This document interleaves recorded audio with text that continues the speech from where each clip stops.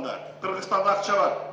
Жанагы 20 миллиардка кошуп коюңуз. Элдин бүгүнкү колундагы акча. Бул реалдуу акча. Ошон үчүн биздин мамлекетке, бүгүнкү банктарга ошон үчүн алып коет экендер.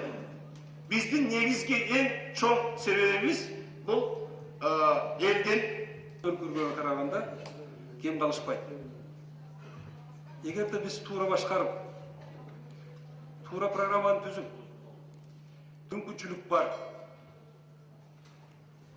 Ошондой шансты чачылбай, талашпай, күчтүү мобилизация кылып туруп, биздин аракет кылсак, биз ушул жолго чыга алабыз. Бул милдет ушу биздин бириктирүү элди бизге койгон максатты аткарууга жол бар, ал үчүн биз саясатчылар бириктириш керек. Элдин кызыкчылыгы үчүн ал жеке саясатчылар бул биздин милдетибиз. Ошон үчүн саясий реформаны биз сөзсүз жүргүзүш керек.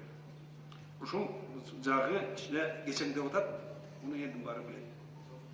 Экинчиден, ошол убакта Бишкек шаары 65%-ын өзүнүн бюджетке берет. Ушул жагын 1 секундда бардырса, кесиптештер менен толугу менен макул.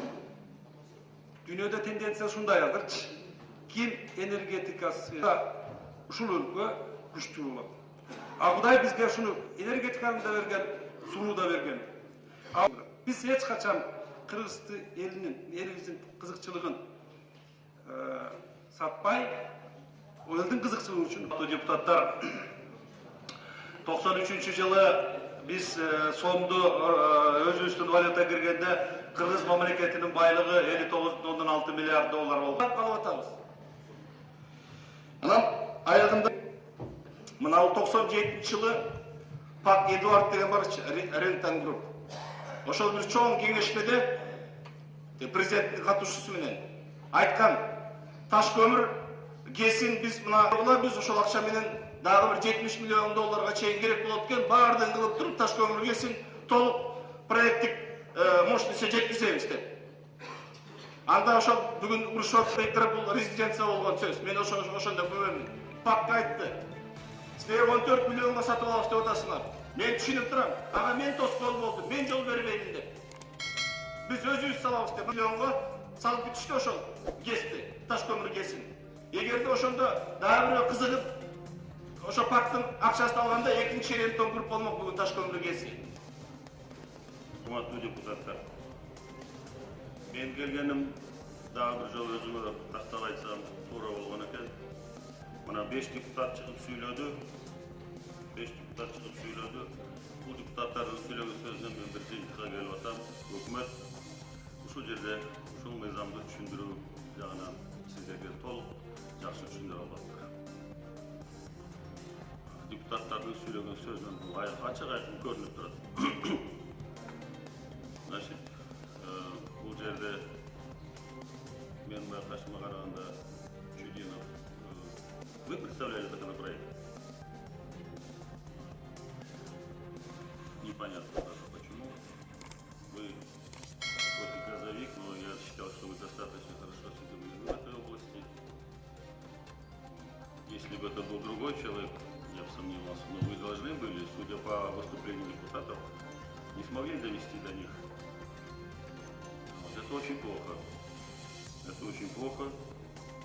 И зря столько времени потратили, получается. Если до сих пор члены парламента не знают, а что же будет дальше. Я полностью поддерживаю, понимаю их беспокойство. Озу күйгөн айранды үйлөгү четиргендей. Все, что было до этого с приватизацией, оценку дали, не удовлетворили 3 этапов. И после этого еще Хамбаратанан Петранын депутаттарын суралын так жооп бере алгандан кийин ким калды? А что тут непонятного, я не понимаю. Тогда давайте я буду представлять этот законопроект. Тогда зачем вы, уважаемые члены правительства? Каждый себя в грудь бьет, и член правительства, и члены парламента некоторые, все знаете. И в международной политике, и на 10-15 лет все знаете, а элементарные вопросы ответить не можете. Плохо. Эми урматтуу депутаттар, мына өзүңүздөр айттыңыздар, мен ойлойм өкмөт туура жыйынтык чыгарып,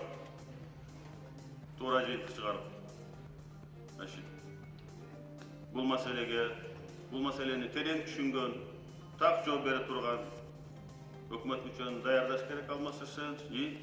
Эгер андай киши жок болсо, анда мен өзүм келейин эмкисине. Бул бир.